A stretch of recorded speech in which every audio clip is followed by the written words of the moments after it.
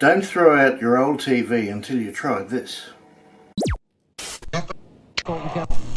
We've had this 50-inch Panasonic Plasma TV for what must be at least 15 years. It's been a brilliant TV, but I first encountered a problem probably 10 years ago, and by doing this, it went for another 10 years without problem.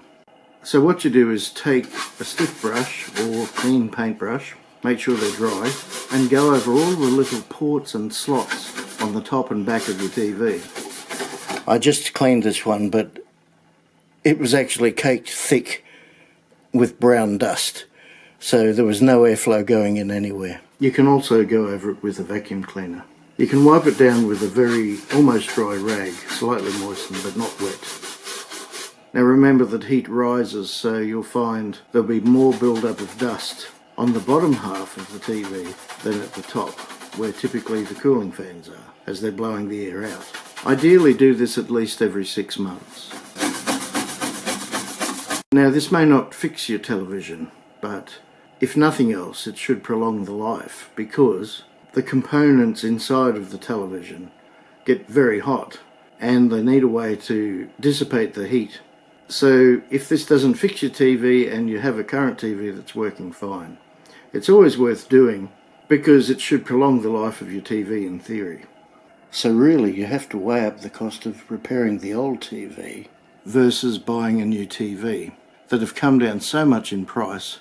If you can even find a technician these days in this throwaway society, which I was able to find one in the entire greater area, check your manufacturer code.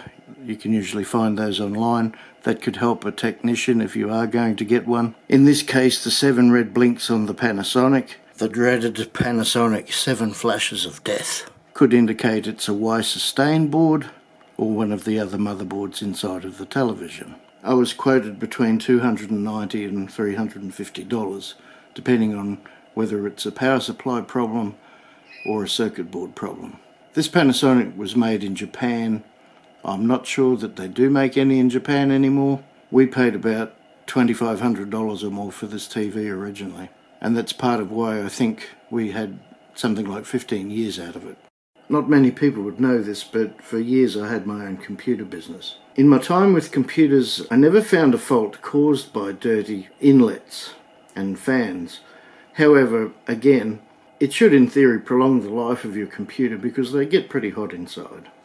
Let me know in the comments below if you'd like to see how to clean your computer thoroughly.